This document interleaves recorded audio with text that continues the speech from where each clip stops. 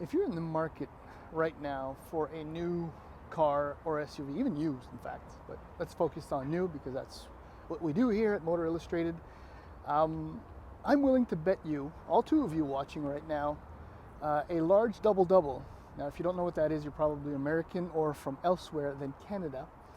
But if you do know, obviously you're Canadian. That there is a Hyundai or a Kia product at or near the top of your shopping list. It's uncanny, it's crazy, but so now evident, obvious, that Hyundai has had a grand plan, at least over the last 20 years, where not only are they on a constant product offensive, but they are pushing the envelope when it comes to design, to packaging, to value. And right now in 2023, I think the poster child, or if we were going to summarize so far the 21st century for that group, this is it. This is how you would summarize what the Hyundai Group has been doing for the last 20 years, and more specifically, because this is obviously, as you can tell, a brand new, all new 2023 Ioniq 6, that they're taking it to the next level every time. Because this EV not only looks like an exotic car. I drop my kids off at daycare and school every day, and I've become friendly with a few parents, and a number of them think that this is an exotic car, or thought, until they saw this. But still, just as far as styling is concerned, that's how strong it is. And then when they ask me a few questions about, what is it, and what does it do, and how much does it cost, most of them are extremely impressed, surprised, and in those conversations, I probably end up converting them, or at least adding a Hyundai to the top of their considerable or list of considered vehicles to buy in their next round of shopping. Now, why is this the poster child? Why is this the culmination of 40 years of what Hyundai does? Because not only is it ultra racy, not only is it loaded, not only is it fast, not only does it have a crazy range, but it happens to be one of the most efficient, in fact, it is the most efficient EV for sale new in Canada, tied with another vehicle, Lucid Air, but that's not exactly the same. Well, it's an EV. Lucid is in a different level, different playing field altogether, price-wise anyway. To summarize this car, it's exceptional. But there are a few things that had to be done, which are normally done in order to achieve this on Hyundai's behalf, is what I'm trying to say. As I say often, they cut the corners around, they don't cut them straight. So a few things that are effectively cool at first, but become an irritant over time, but nothing that is a deal breaker. In fact, there is no element of this car, or no aspect of this car is a deal breaker. Everything about it has. Anyhow, what am I trying to say? It's a fantastic EV. And I have another EV that I'm reviewing this week. I kind of touch on this. It's a Volvo XC40 Recharge. Sometimes that's what happens. And this casts a massive shadow on that XC40, which retails, model for model, about $12,000 more than this, give or take. Anyhow, in the following video, we'll take a little bit of time to walk around and point out a few things on the inside, because this is unique for now. I mean, yes, there are a lot of Model 3 kind of styling cues, the very highly profiled styling. I'll touch on that in a few moments. But this style, this body style, is going to become extremely mainstream very shortly, because this is maximum aero for maximum efficiency, and every automaker is going to have at least one to demonstrate how efficient their technology can be. They're selling SUVs, but they need one of these to show that they can be. efficient. Anyway, wow, so much nothingness. Apologies. So the walk around and then very quick, spirited, and quiet drive. Let's jump right into this efficiency business. I mean, in order to be efficient, aerodynamics are always very, very important. I mean, like that Sprinter right there, not quite aerodynamic. Well, at least for minivan, a big van, it is. But it's nothing compared to the Ioniq 6. In fact, it has one of the lowest coefficients of drag you can get on a new car at 0.22. So what that means is effectively it just slices right through the air. I mean, there's a lot of aero bits to it, including these maybe a little oversized active grille shutters, but look, if they have a function, so they're not just there for styling, they are for real. Now, styling wise, look, I mean, look at the profile of this car. It's very, very cool. The only thing I would have done differently had I been Hyundai designers is I would have made the rear a hatch, because it's not. I'll just show this to you right now. As it opens up, power hatch, you're looking at about 316 liters of trunk space. Okay, so things have moved around. There is a little bit of storage under here. I guess I can show it to you for your cable. But otherwise, you know, the opening's not very big. But you know, had it been a hatch, maybe that would have worked out a little bit better. But again, not a deal breaker, not even remotely close. And just a little bit, this dual spoiler setup, every time I look at it, I think Mercury XR4 Ti.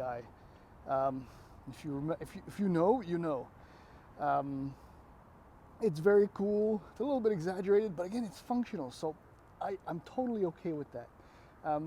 But where I kind of, not a deal breaker, again, start to take offense is, yes, I know I've said that I love a lot of these styling details in these cars, but I mean, in my mind, these LEDs and all of this work here, all that is if you get tapped in the rear by a 1998 Toyota Corolla, 90% of the car is going to be a write-off, because it's going to cost 20 grand to replace in the back.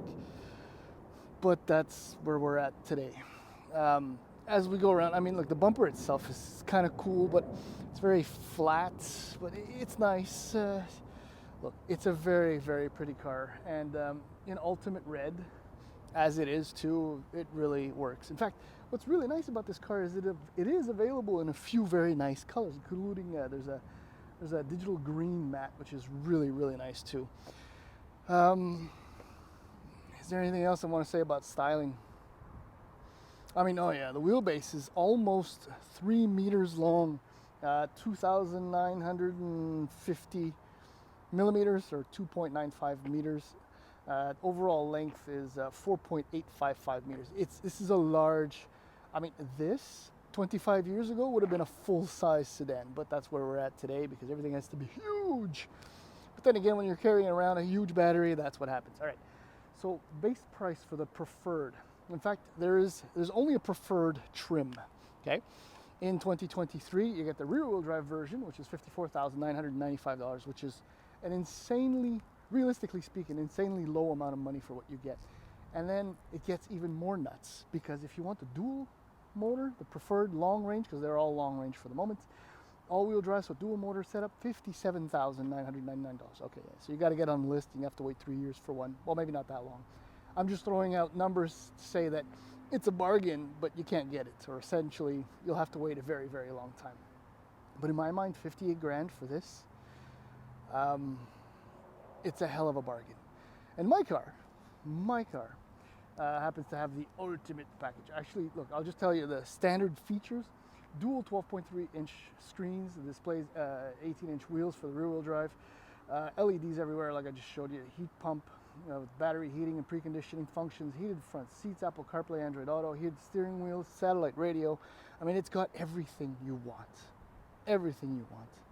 And then, as I was saying, this has the ultimate package, which is 6 grand. And again, 6 grand is not that much, because total with the color, $64,250. What you get with this, the 20-inch wheels, you get the massive sunroof, which who cares, Bose audio, power passenger seat, leatherette, heads-up display, surround blind view monitor. I mean, it's $64,250. I know that it's just a ridiculous amount of money, but I don't know.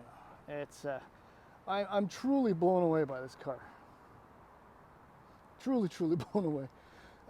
And what's nice, I mean, you got the massive wheelbase, right? Um, so that means that there's so much room. Leg room is massive. My driving position, anyway.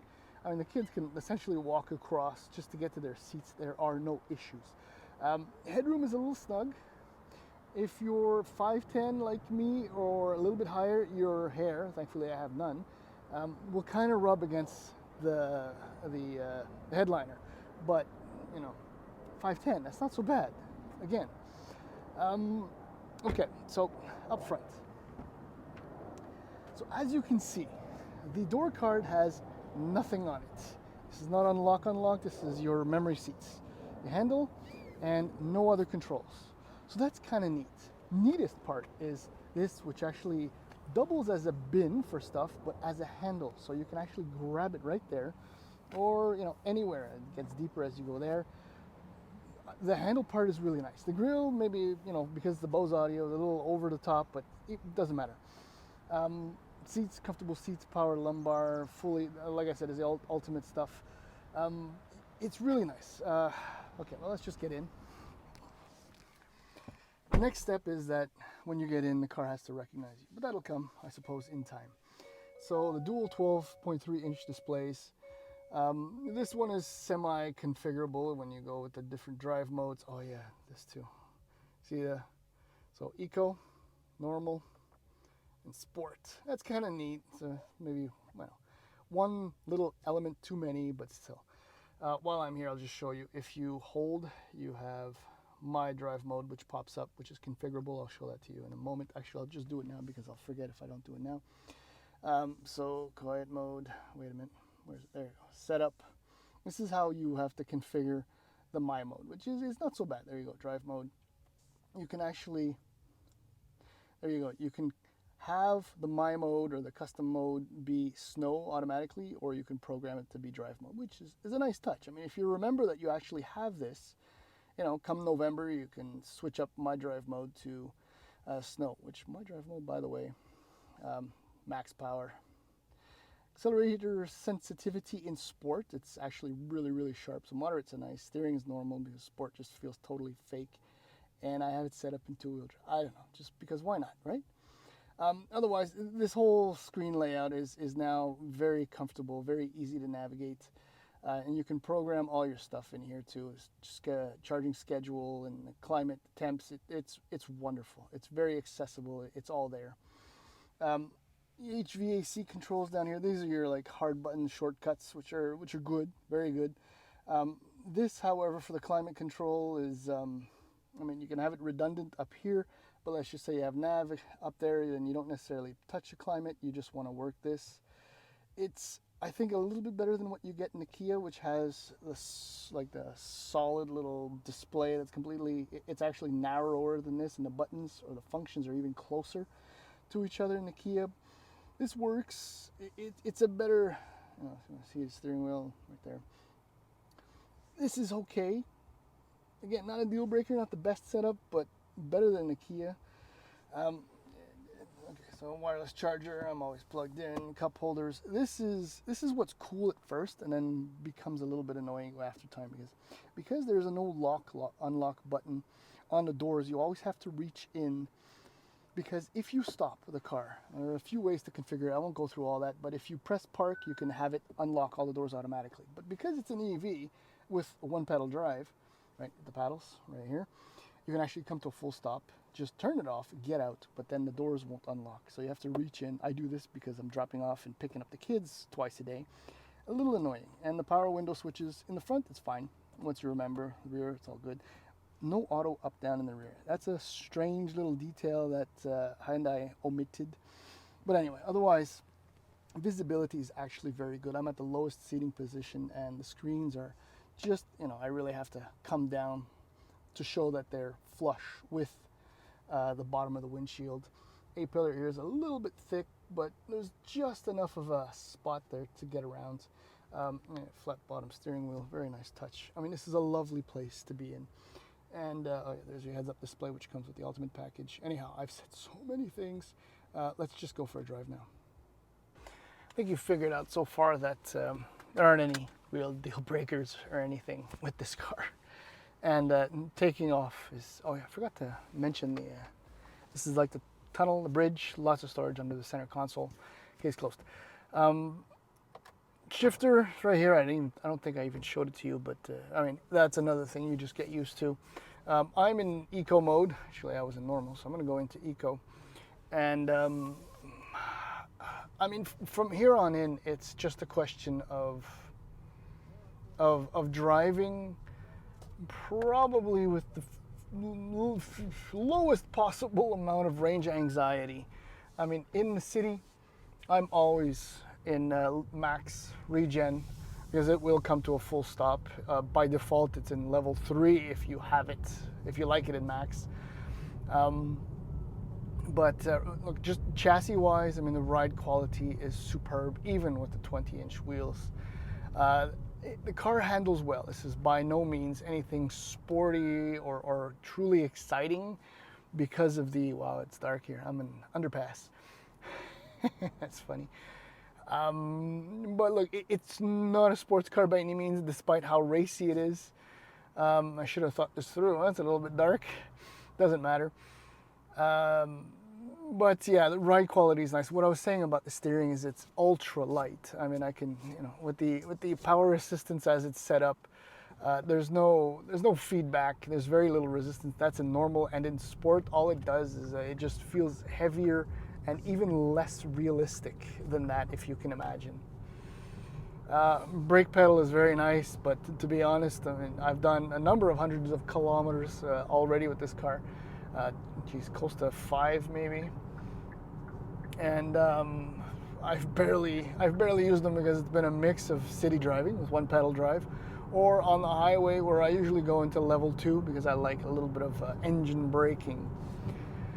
All right, so power. So the rear-wheel drive single motor long range model has a rear mounted 225 horsepower, 258 pound-feet of torque electric motor. And with the standard 77.4 kilowatt hour battery, this thing will offer an estimated 581 kilometers of range. That, my friends, is, you don't ask for more because you can't. I mean, you will get eventually more, but in the real world, in where we live, you and I, it's amazing. Now, if you go long range all-wheel drive, because of the extra weight of the motor, you're looking at, which is 320 horsepower combined and 446 pound-feet of torque, enough to catapult this thing to 100 kilometers per hour in 5.1 seconds. Your range drops to 509.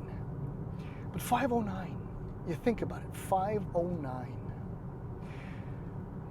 That's still incredible. And let's not forget, right? 800 volts, 350 kilowatt charging capability. I think it's 10 or 20 to 80% in 18 minutes. That is if you can find a 350 kilowatt charger that actually works. In my experience with a number of these 800 volt architectures, Porsche and Hyundai Group, I've never managed to break, I think, 250, or maybe 270 was the most I ever hit.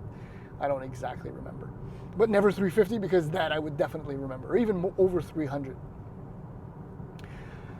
When you get to the Ultimate and you slap on the 20s, this is when things take a little bit of a hit because your range drops to 435, just from the 19s that you get with the all-wheel drive to the 20s that you get with the Ultimate. That's the main reason why you don't go Ultimate. Or if you do, you sell the 20s or you keep 19s, I don't know, just something along those lines.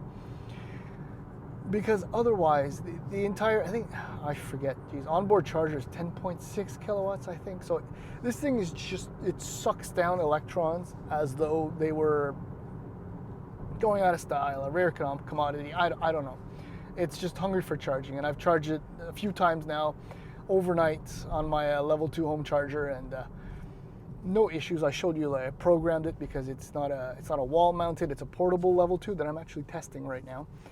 I'm doing a little bit of playing with both types, wall-mounted and portables. okay, I've had no charging issues whatsoever. I've had no performance issues.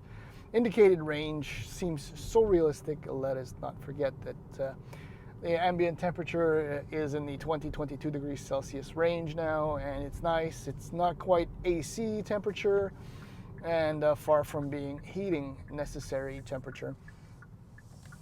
So just overall, this car is I've said it. I think I used the exact same word. It's exceptional. It's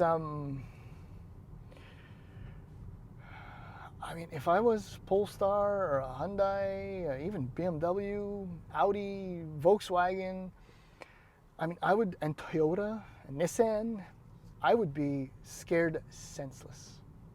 Scared senseless. And even Ford and GM, they're putting so much effort and talking so much about their EVs, whereas Hyundai and Kia have theirs on the road. Okay, so there's the Mach-E, but this, compared to the Mach-E, is the Ford Tempo of EVs right now. Is that a little bit too harsh? Maybe not. I don't know, at least in my opinion, but then who am I, right? I'm laughing at my own joke. But yeah, this is just exceptional. And in my experience, I've driven 2 Ioniq 5s, and this is my first Ioniq 6, and there's a tangible improvement somehow in just the overall build quality and I mean, this thing, when I picked it up, had just over 2,000 kilometers, so barely broken in, I guess. Whereas I think the last Ioniq 5 I had considerably more mileage, but even so, even if it was close to 10,000, it should never have been full of rattles and felt like a short-term rental as it did. But I'm thinking what I'm experiencing here will eventually graduate into, Ioniq 5 current or future production. Yeah, the only thing I can say is that I prefer the EV6 for its styling, or just overall, but I prefer the interior of this over the EV6. Otherwise, as far as other semi-affordable, attainable EVs, I mean, there are many. I've more or less expressed how I feel about the Mach-E. But between Kia, Hyundai, I mean, this blows the doors off the ID4. And unless the ID7 is mind-boggling, like this plus, because it'll be at least as expensive, if not more so, for no more equipment, if not less. Yeah, this is exceptional. This is one of the reasons why we can firmly believe that the Hyundai Group will surpass Toyota eventually, and become and Volkswagen and become, the biggest automaker in the world. Yeah, I like it. Thank you.